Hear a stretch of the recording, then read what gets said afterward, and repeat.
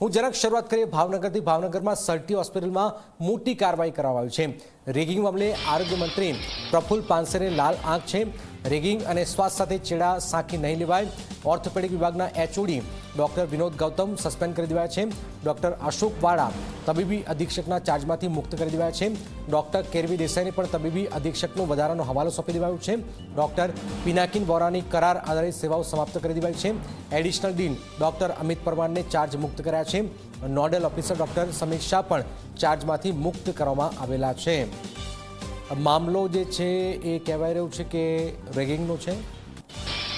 શું છે મામલો, તેની આખો જે ગરમાયો હતો મામલો, અને હવે આપ જોઈ રહ્યા છો કે લાલ આંખ આરોગ્ય વિભાગ તરફથી કરાઈ છે। હિતલ જોડાય છે। હિતલ, આ રેગિંગના કારણે આ બધાને સસ્પેન્ડ કરવામાં આવે છે, ફરજ મુક્ત કર્યા છે।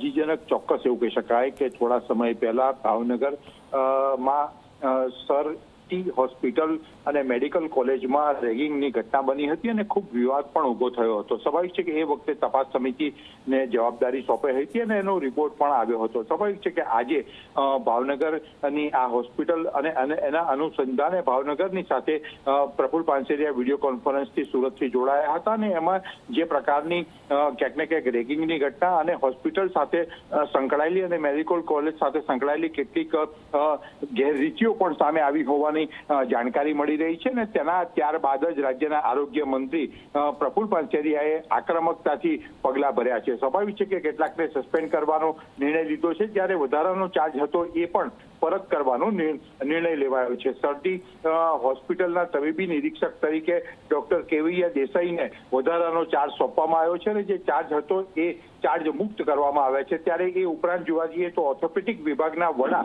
ડોક્ટર વિનોદ ગૌતમને તાત્કાલિક અસરથી સસ્પેન્ડ કરવાનો નિર્ણય લેવાયો છે। એટલે ક્યાંક ને ક્યાંક જોવા જઈએ તો જે પ્રકારની કોન્ટ્રાક્ટ પર ફરજ બજાવતા પ્રોફેસર હતા પિનાકિન વોરા, તેમને પણ તાત્કાલિક અસરથી તેમની સેવાઓને સમાપ્ત કરવાનો નિર્ણય લેવાયો છે। એટલે આ પગલાથી રાજ્યના આરોગ્ય મંત્રીએ સમગ્ર ગુજરાતની મેડિકલ કોલેજો અને હોસ્પિટલોને સ્પષ્ટ સંદેશો આપવાનો પ્રયત્ન કર્યો છે કે કોઈ પણ જાતની રેગિંગ કે કોઈ પણ જાતની ગેરરીતિ હશે તો ચલાવી લેવામાં નહીં આવે। જી જનક, બિલકુલ એક મોટી ખબર હિતલ આપી રહ્યા છો, જેમાં આપ જોઈ રહ્યા છો રેગિંગ મામલે હવે આ કાર્યવાહી કરવામાં આવી છે, જેમાં ઓર્થોપેડિક વિભાગના HOD doctor Vinod Gautam suspend કરી દેવામાં આવ્યા છે। ડોક્ટર અશોક વાળા તબીબી અધિક્ષકના ચાર્જમાંથી પણ મુક્ત કરવામાં આવેલા છે।